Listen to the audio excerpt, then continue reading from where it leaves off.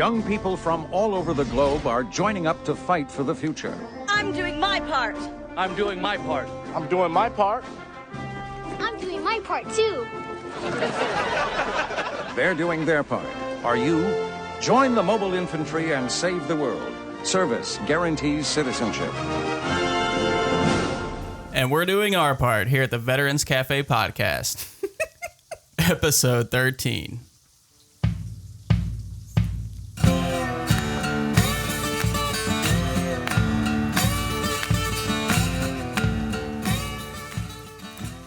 Welcome to another episode of the Veterans Cafe Podcast. I'm Wes. And I'm Tracy. And we just couldn't help ourselves on that one. We actually watched the movie last night. For those of you who haven't seen it or didn't recognize it, it's Starship Troopers. And it seemed perfect because we were actually also talking about the recruiting issue that's been going on with the armed forces. Or, well, I don't know if it's just with the Army or the armed forces right now. But the recruiting issues that are happening. It's the Army specifically, or at least the article that I stumbled upon is just specifically the Army. And it's just that I think everybody knows by now, or everybody who follows the news, or at least like military news, the Army has been on its way to cutting down soldiers, which I actually think is a good thing. But anyway, I'll let you talk about it. Well, it was something that had to happen, but it's just ironic in my opinion that they just got done cutting 40,000 soldiers, and now they're complaining that they couldn't recruit 40,000 soldiers. But I mean, I know that a lot of the cuts that they did. I mean, when I was overseas, we had like majors getting their pink slips and stuff like that. So the cuts were kind of across the board, and recruiting, of course, is just talking about getting lowly privates to come sign on the dotted line.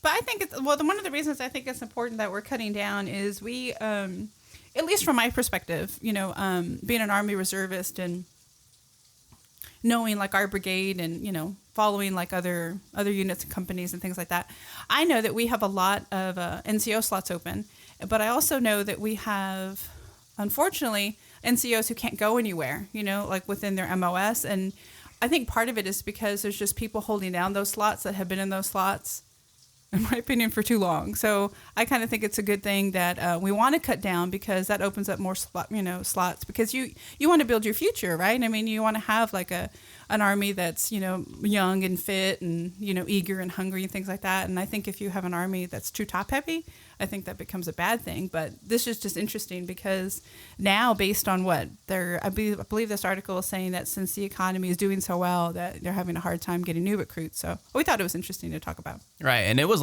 actually like this back around the time that I joined. It was, they said there was basically a drought in recruiting because the economy was doing well. So there's not as much incentive for people to join the Army because there's so much job abundance out there, which I don't actually believe that there really is right now. Most of those jobs that are out there are like part-time jobs. But the point is what this actually ends up leading to, and what it led to back when I joined, is relaxed standards when it comes to recruiting people.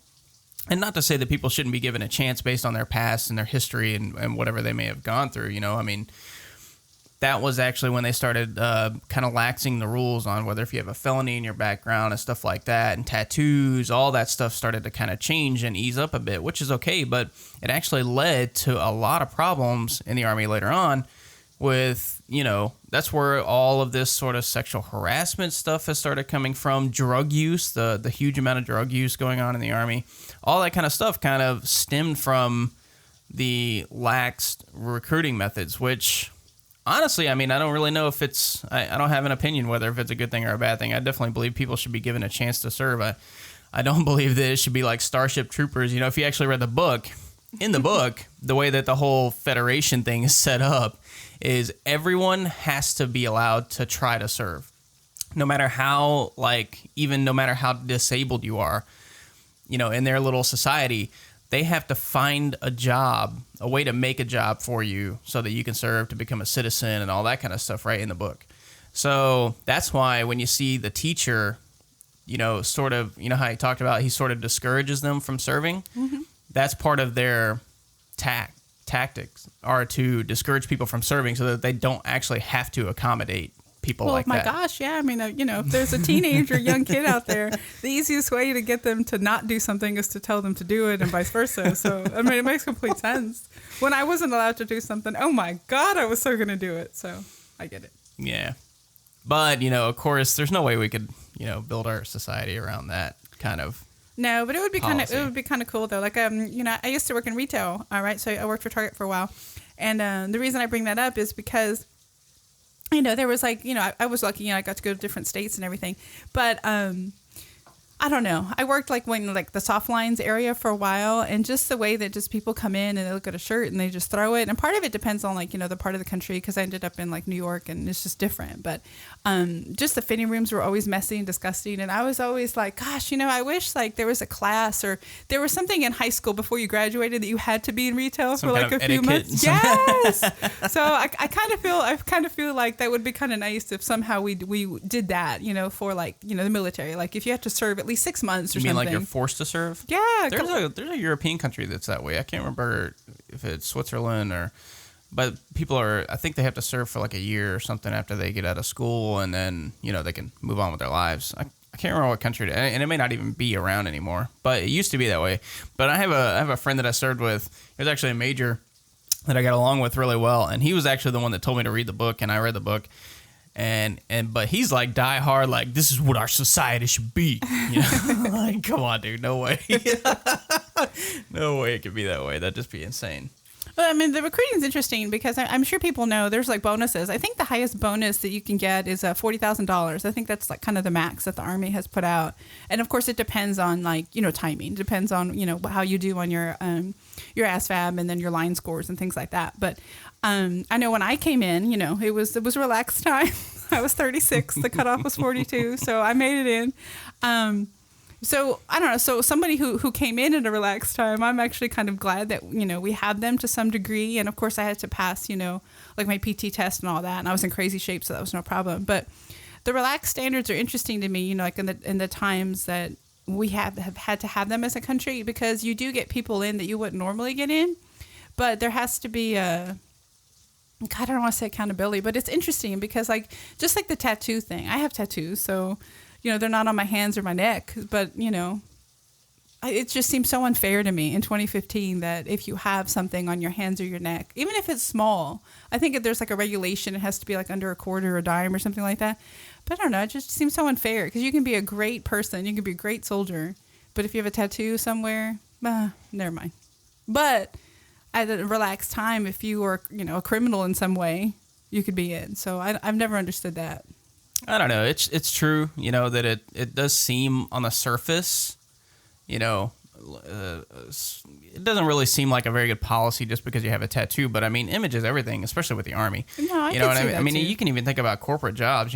Look, if you cut holes in your face and put gauges in and all that kind of stuff, then no one's going to hire you. It's just, you have two options. You can go work at a porn shop or Hot Topic. I mean, that's it. That's your life. Do you remember we went to PetSmart the other day, and there was a guy, and his like hands were like covered. And do you remember him? He was the cashier. Yeah. And we both walked away, and Wes said something like, "Well, I guess he's going to be working there for the rest of his life." It just kind of made me laugh. Nothing against PetSmart. It was just interesting because it just stood out in our minds because he just had so many. So I understand it. I mean, I wouldn't want a soldier, like in your Class Bs or Class As, with like these crazy offensive tattoos. I totally get that. I don't know. I think it's an interesting discussion to have. Yeah. Well, I mean, but the tattoo thing, I mean, whatever.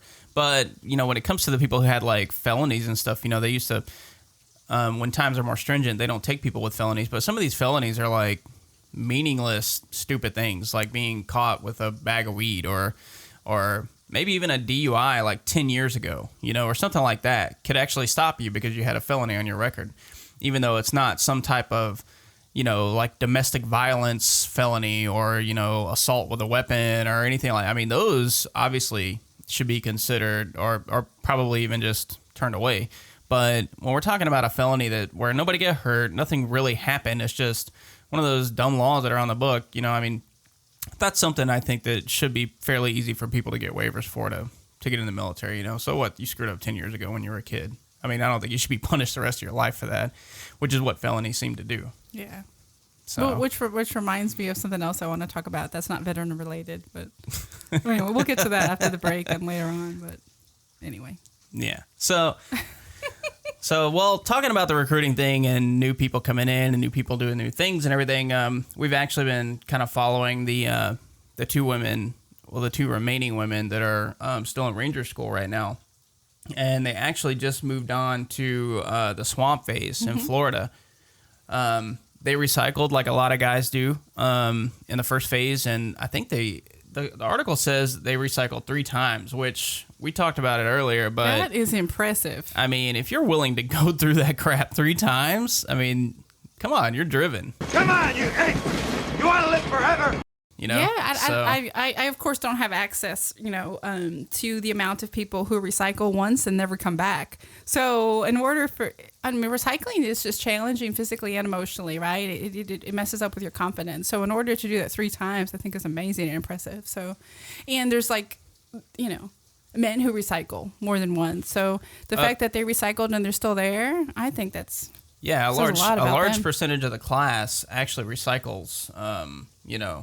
I mean, I think the article that I read said like 60% of the class recycles at least once. Yeah.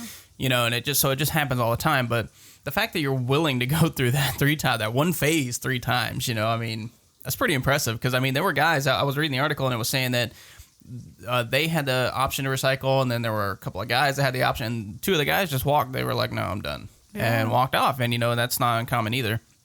But so I think that says a lot about their drive to be able to finish this. But the article also does say that this is not the beginning of the implementation of women going to Ranger School. This is simply a trial run to see what happens. So essentially what could end up happening is if these 2 girls graduate Ranger School and then the Army still says, well, I think we're still not ready to do this. That means that there will be 2 women in the Army with Ranger tabs. Yeah. I mean, Which that's kind of like 10 years after Desert Storm when like 7 people had combat patches, and you saw them and you were like, oh my God, that guy is a combat veteran. Yeah. When I was a private at Fort Campbell, Yeah. So that's, that'll still be impressive, if only 2 women have the Ranger tab, whether they continue with the program or not. But I'm sure if these women make it through it, I don't see why they wouldn't. Like we talked about before, it's a school, it's not. This isn't even MOS specific. This kind of training actually applies regardless, because, there are MPs who have fought in Iraq. There are MPs who have been on convoy escorts. They've done all kinds of things. There are female engineers. There's female in all kinds of MOSs that have ended up in combat in some way or another. So the Ranger training is still relevant to those MOSs, even though they may not specifically be patrolling like 11 Bravos do. Yeah. Speaking of 11 Bravos, though, I mean, I'm, as a 25 Victor, I've been very lucky, and I've met a lot of soldiers and worked with a lot of soldiers, side by side on different tasks, right? Different countries. And I've met a few females that are in infantry in other countries. And it's always near and dear to my heart that we don't have them. Like, I'm always aware that, the United States doesn't have any women in the infantry. So I'm hoping that this is kind of like the beginning. This is like one of the many steps that hopefully will get women in the United States in the infantry. The ones that are qualified, the ones, that pass, their physical standards, whatever they are, that's like non-female specific. I always feel like if a female can physically do it, mentally do it, and she can do it with the male standards, then go for her, good for her. Like, I don't want to see that happen. So anyway, I'm like, I'm rooting for these women, and I think it's impressive what these 2 women have already done. And we can we can share like a link to the article, for the podcast if you haven't seen it. And yeah, we'll I think it's exciting. We'll definitely link to all these articles in the notes, but I would say completing this school is definitely the first step towards that type of implementation across the Army. But it's also, worthy to note, like we had talked about the other day, that there are other portions of the military like infantry, OCS, and the Marines, which is supposed to be, I'm not a Marine, but from what I understand, it's supposed to be one of the most difficult schools that a person can attend. And I don't think any females made it through that. I think they got knocked out pretty quick, like most men do. It's a, there's not a high rate of graduation from the course. But so I think that even though there are females who are doing like Ranger School and they're making it through it, there are still going to be parts of the military where it may still end up being closed off simply because, they had these trial runs and females weren't, at least the females who opted to try it, weren't making it through. So who knows if there's still going to be gates on some portions of our schools or MOSs or whatever, and then open doors in the other. So it's kind of interesting. I think we're going to kind of see where all this is leading over the next decade or so. And it's kind of neat to live in an interesting time where all this is unfolding, and we get to watch it. So I know. I think it's so fascinating. And, I don't know. I hope I get to see it happen, in my lifetime. And I hope I get to photograph it in my lifetime. I don't know. I'm really excited for it. And I hope I get to watch from the sidelines. Just sit here and comment about it. But it is pretty interesting. I love it. I don't know. It's interesting, right? Because there's a time when, we're having trouble getting new recruits, and we're also living in a time where there are some qualified females who are doing their best to get out there. So I just think it's fascinating. I love the two topics that we wanted to talk about today. I don't know. I'm pretty excited. I'm very pro female, of course, so I'm really excited. I think the words feminist is what they typically use, or badass. I don't think I've heard anyone use that word. But, well, they should. But, I mean, you have to admit, we do live in a time when females are getting strong and they're beating people up and everything. We were just talking about Ronda Rousey the other day. Yes. And the fight she just had where she knocked out her opponent, was it 34 seconds or 43? 34, right, which is a little long for her. 34 seconds, which is so impressive. I don't know. I love it. I'm a huge fan of hers. I'm a huge fan of her, athletic achievements. She's very outspoken, and which I really like that. I love the outspoken, and I love the confidence. And she talked about her mother recently, and we can actually share a video clip of that if you hadn't heard it, or we could share it at the end of the podcast link. But yeah, we can listen to it right quick. Oh, Here. Okay. I have this one term for the kind of woman that my mother raised me to not be, and I call it a do-nothing bitch, or I call it a DNB a lot of the time, the kind of chick that just tries to be pretty and be taken care of by somebody else.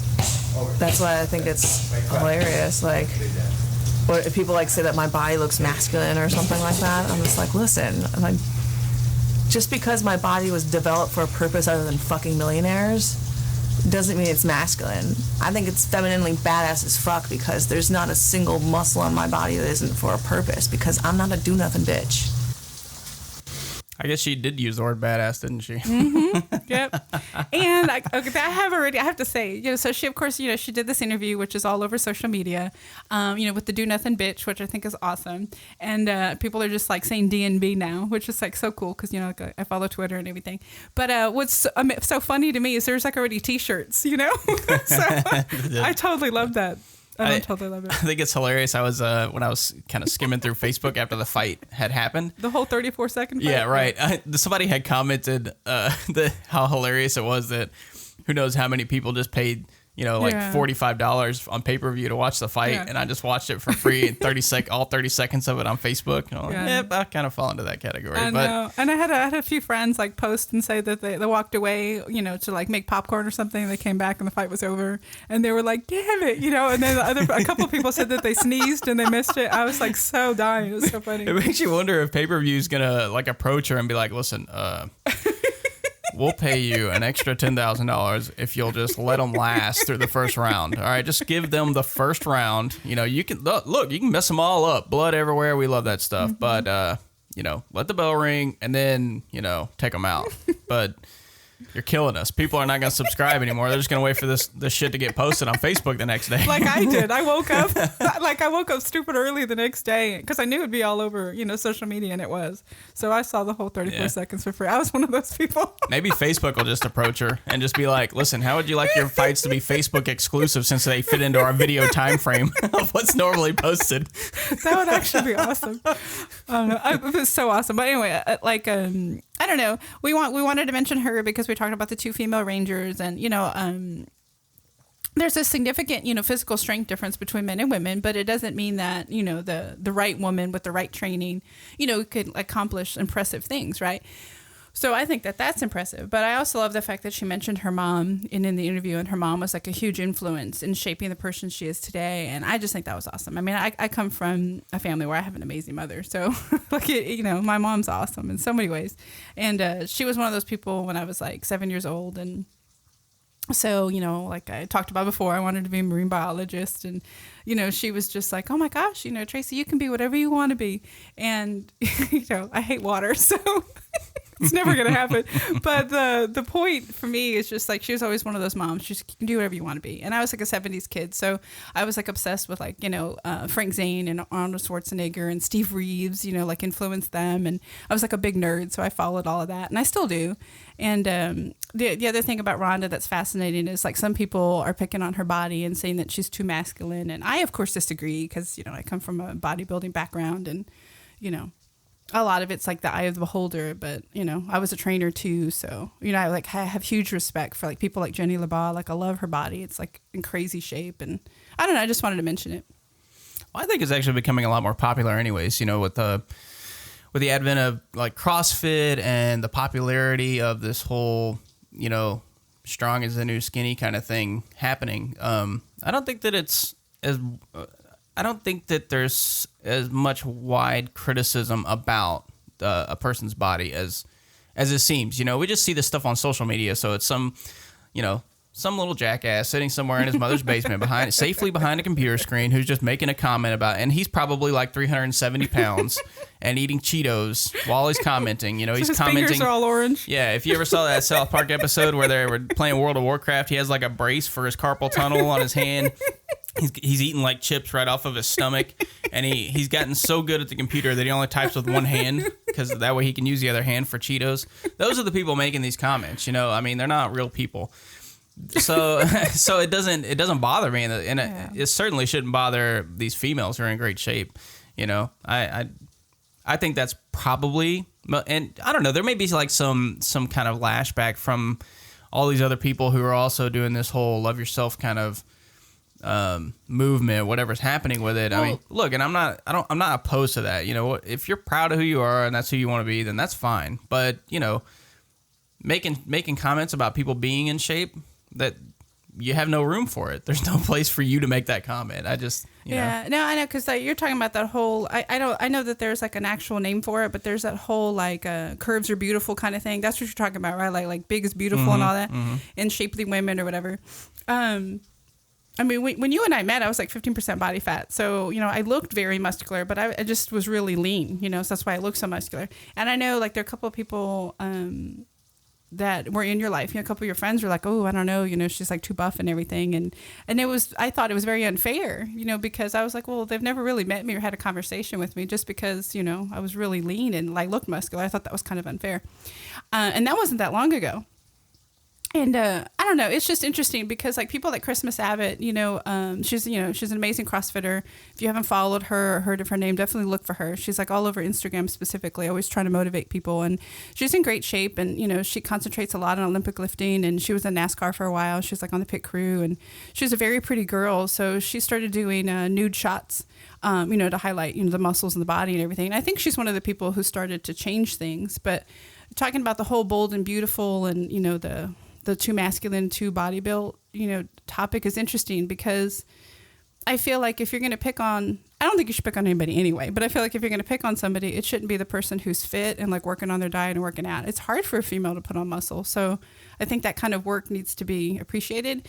And the whole bold and curvy, I'm not saying that those people shouldn't be celebrated, but I always have a concern with the people who are like bold and curvy because they're not working out and they're not eating well. So I'm just kind of like, I want people to feel good about themselves, but I want them to be healthy too. So it's just interesting to me. So this whole little movement or campaign is in danger of accepting, people want to accept themselves for who they are and everything like that. But it's also in danger of saying, well, your lifestyle is okay too, and that lifestyle is okay for your kids or what kids you may be watching or, so it's okay to accept yourself for who you are, but it doesn't mean that you shouldn't continue to try and improve yourself in some way and live a better lifestyle and live more healthy. And you certainly shouldn't,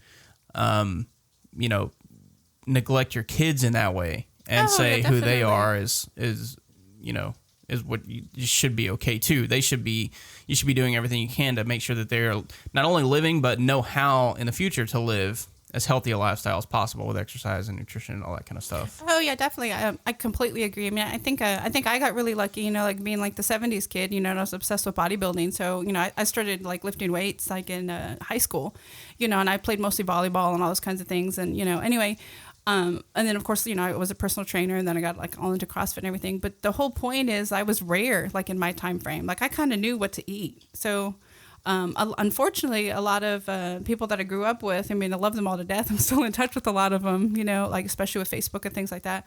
A lot of them don't know how to eat, and a lot of them, you know, are not in shape, and a lot of them are unhealthy. And it breaks my heart, and I help whenever I can, you know, especially when they ask. I'm not going to just throw my 2 cents out there. But it's just interesting because, you know, since my mother was very encouraging, you know, she was just like, if you want to be a bodybuilder, you want to be a marine biologist, go ahead. And I just think it's important to realize that whatever you're doing now, you're creating a future generation.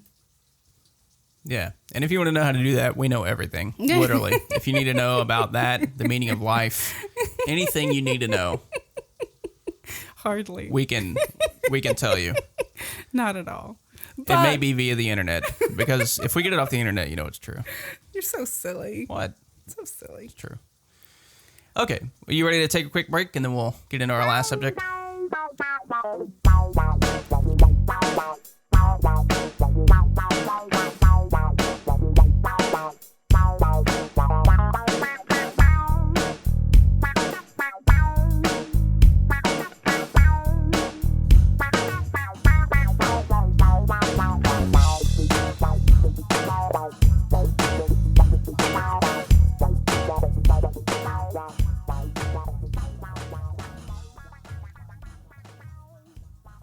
All right, welcome back to the second segment of the Veterans Cafe podcast. Well, we're, you know, obviously the podcast is geared for veterans, you know, and of course it's called Veterans Cafe Podcast. And, you know, we want to help veterans in every way possible, you know, which is one of the reasons we're here, right? Which is one of the reasons, you know, my husband created this and had the idea for it and everything, is to help as many people as we could. And we still want to do that, but we also want to have fun, and we also want to talk about, you know, like current events. Talk about whatever the hell we want. Well, yeah, of course, right? So, of course, you know, I'm a huge animal lover, right? And I'm obsessed with social media. So how could I not mention Cecil? I'm sure that by now, right, people have an idea of who Cecil the Lion is. We can share an article. There's like gazillions of them, but we can share at least one of them, you know, if you haven't been following the story, or if you want to get a little bit more info. Cecil is a lion that is now, in my opinion, becoming a household name because for whatever reason, you know, the media sent out his story, and for whatever reason, you know, the majority of Americans, at least on social media, you know, have like rallied behind this lion, or they have rallied behind being negative about the lion, you know, and like there's just so many things to say about the lion. I feel terrible for the lion because he suffered for 40 hours. You know, I'm not opposed to hunting. You know, hunting can be great and fun, and you know, I think it has to be in the right place at the right time with the right amount of training. But this particular lion, the reason he made me really upset, and you know, when I think about it, I get all teary-eyed, so I may not be able to talk about it too long. But he was lured away from his protective site, and I think everybody knows by now he was part of a study, so we had a collar with the GPS, so they were able to find his body, which was skinned, and they, to my knowledge, still haven't found his head. But he was shot with a bow and arrow after he was lured away from his protective site, and for whatever reason suffered for 40 hours before they ultimately found him and killed him. And I think everybody knows that this dentist, you know, is he's being, I don't want to say persecuted, but I mean, I would say persecuted is actually the correct word. Yeah. So my husband and I have had this big debate since this has happened, in the sense of, when I found out about it, I was one of the angry lynch mob kind of people, for lack of a better way to describe myself. When I found about it, I was like searching for his website like a crazy person. Like I stopped whatever I was doing. I was like looking for his Facebook page, you know, for his dentist Facebook page. And, you know, I was like, the only thing I could do was Yelp. And at that point, Yelp was just so bombarded. I couldn't do anything. I couldn't like access the page. And that was just because of my anger and my outrage. And my husband has a completely different view on the subject. So that's why we thought it would be interesting just to mention it. I don't think that I have a completely different view. I think that most of it we actually agree on. We can definitely say that we agree that he broke the law. I don't think that it was totally his fault, since he actually did have a guide there for hunting who lured the lion out of his protective area or whatever, and then before they shot him.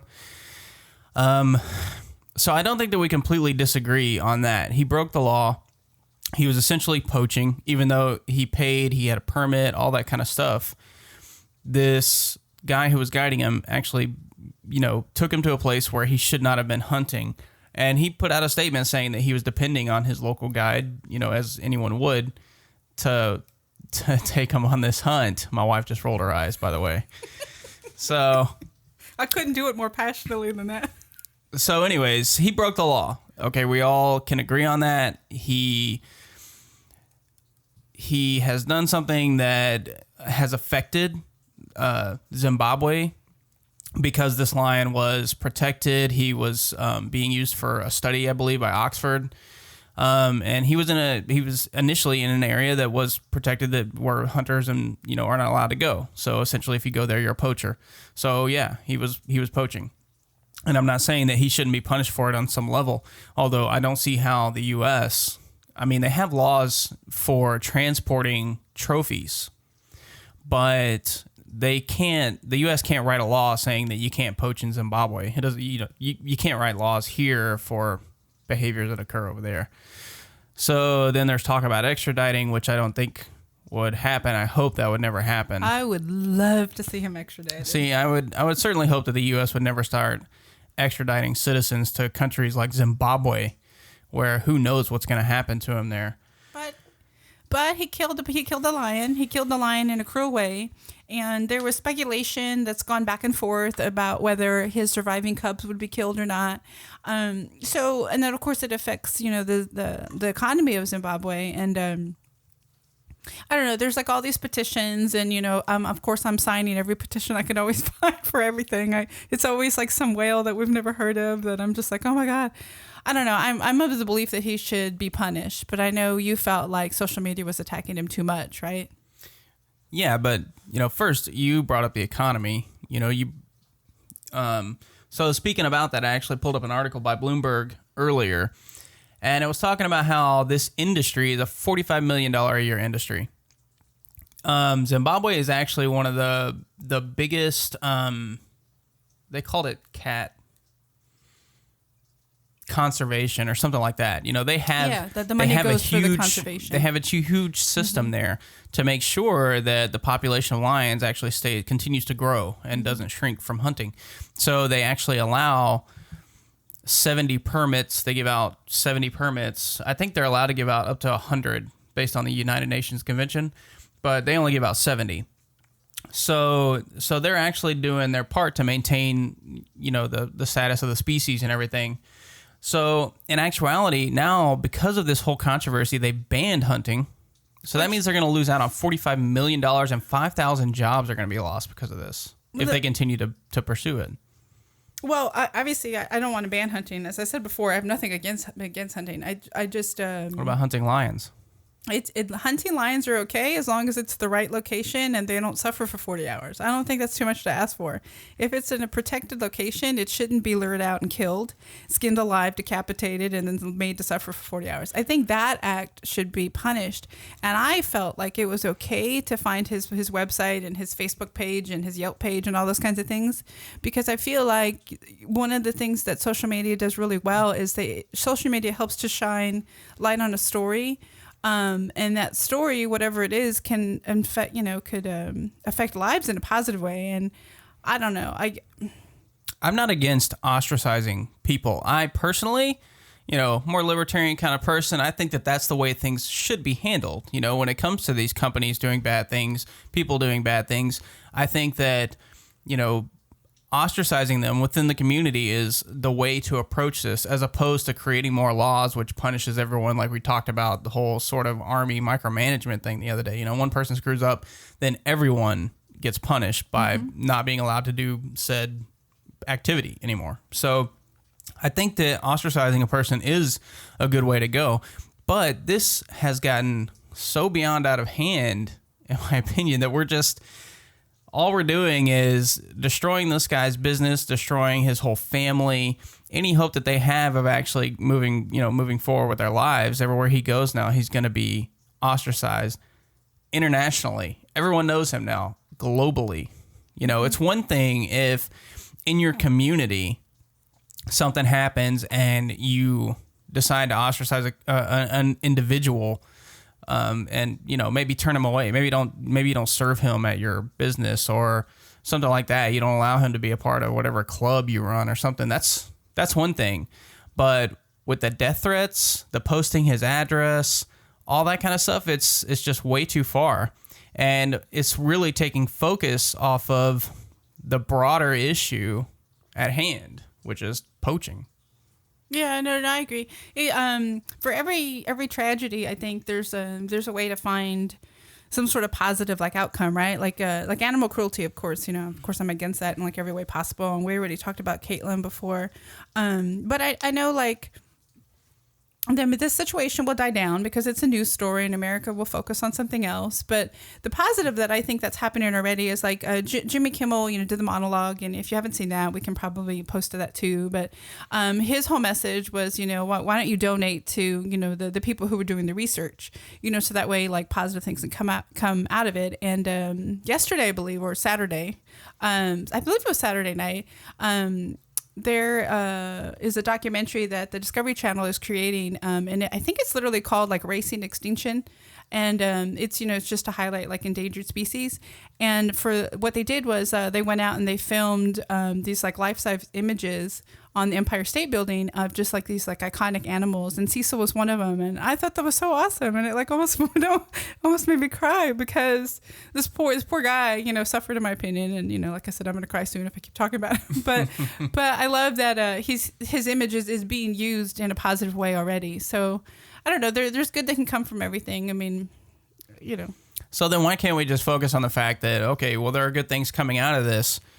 We don't need to destroy this person completely, him and his family and everything that he's ever known in his life. I mean, he made a mistake. We were just talking earlier about people making mistakes and having second chances and things like that. But this particular guy, I mean, like I said, I'll get angry and then I'll cry, but then that'd be bad.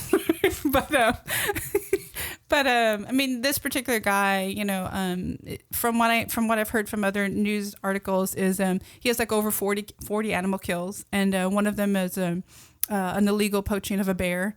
So this isn't this is a one-time offense for this particular guy, but I don't know. From what this New York Times article is talking about, it looks like it was an elk that he was. Because I guess they had written about him before the New York Times, because he shot and killed an elk from 75 yards with a compound bow in pursuit of a bow hunting record. Oh, no, that was a different guy. No, it was him. Yeah. So, but I mean, the thing is, too, though, is that like we were just saying in Zimbabwe, this is an industry, There's a whole industry surrounding this whole hunting thing. So, I mean, if you have a problem with it, then you have a problem with the industry, and then we're talking about jobs and the economy and everything again. So, I mean, if you say that he screwed up and he poached, if he did something illegal, well, then that's a different conversation we're having, and we should talk about the punishment that should occur for the laws that he broke. But if you're just talking about hunting, the fact that he's killed 40 animals or whatever, it doesn't mean that he's killed them all illegally. People pay for these types of hunts every year, and they're huge industries in places like Zimbabwe. So we can't really just, ostracize him because he's a hunter that pays to go and hunt for these game. And I, of course, disagree. Well, that doesn't make sense then. You were just talking about how you're okay with hunting and all that. You may not be okay with bow hunting. That could be the part of the issue here because that is the nature of bow hunting. I understand that. I just feel like, 40 animals, well, that too, but 40 hours, it's just a long time for any animal to just be bleeding like that and suffering, and it just breaks my heart. The other thing that I think is worth mentioning about this, just because I think it's an interesting conversation, is there's a lot of people on social media that are so negative is to people that are supporting the wrongness of like Cecil being murdered, in my opinion, like there's people, and it could be just my feeds and it could be just people I know, but God, just because, like in my opinion, like just because I feel like Cecil was murdered in a terrible way doesn't mean that I don't think that there are other problems in the world or there are bigger problems in the world. And that's kind of driving me crazy because I think you can care about multiple things. This just happens to be like the big story, and this story will die down and something else will happen, but hopefully some good comes out of it. Right, but I mean, you were just talking about how you're essentially of the group that's basically the lynch mob, right? The most extreme side of this whole thing. So of course people are going to come out on the other side and act just as heinous about it and like applaud him or something. So maybe there's something to be said about that. That's what I'm talking about. That just the level of the level of the reaction on both sides is just completely uncalled for. Yeah. It's not. We're not sitting down and having a discussion about, something more relevant, like whether people should be using bows while hunting larger game like this. I mean, that seems ridiculous to me, to use a bow to hunt a lion, or what? You're gonna take a bow over there and like hunt a rhinoceros or something. I mean, Sarah, of course, this animal is probably gonna survive if you don't have that perfect shot through the heart. And he's going to live for a really long time. Even if the arrow went clean through him, it would take a long time for a big animal like a lion to bleed out. So, but that is the nature of bow hunting. Mm-hmm. That's the way deer hunting is every year. People, most of the time, unless they get that good clean shot, they're going to have to track that deer for however long before they find it, before it bleeds out. So if you want to have a discussion about whether we should be bow hunting large game like that, then that, to me, is a meaningful discussion we should have. And it'll actually move us forward, with this whole ordeal. Something positive will come out of it.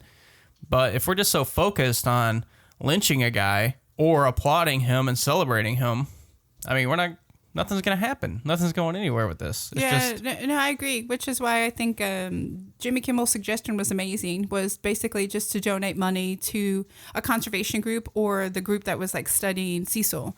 So like I said, we can include that link in there too if you haven't seen it already. But anyway, I know this isn't a veterans really related topic, but I really wanted to mention it because it's just been in the news, and I think just the way social media handled it is interesting, and the way the actual news media handled it is interesting. And I just thought it was worth, like a discussion. So, if anybody has any opinions that they want to share, as usual, definitely feel free to email us or to find us on social media, because we're both there. Anyway, like I said, I just wanted to mention it because, we're here for veterans in every way possible. So if there's a topic you want us to discuss on a future podcast, definitely, we encourage, your feedback, always positive and negative. We encourage that. So. Yeah, definitely. If you haven't had a chance yet, head over to iTunes or Stitcher, give us a review.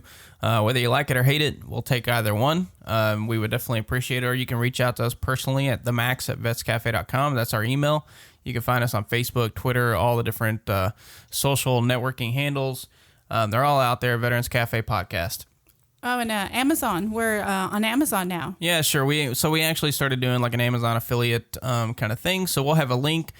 If you guys want to help us out, help us fund the cost that we have for doing the podcast, because it's just something that we enjoy doing for free. And if you actually enjoy listening to it, then we would appreciate it if you could.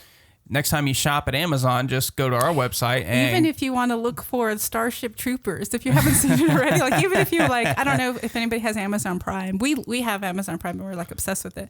But or if you just want to buy like the DVD or look for the book or something like that, I'm sure you can find it on Amazon. Yeah. So and if you are an Amazon junkie like we are, then you can just head over to our website and you can click on the affiliate link and it'll take you straight to Amazon. It doesn't cost you anything extra. You make a purchase just like you normally would, and we just get a small little chunk of it. And it helps us to actually pay for the cost of the hosting and our webpage and the equipment and all that kind of stuff. So we would be really grateful and appreciative if you guys could help us out with that. But other than that, like we said, you can reach out to us anytime. Thanks again for listening to another episode of the Veterans Cafe Podcast. I'm Wes. And I'm Tracy. And we'll talk to you next time. Bye.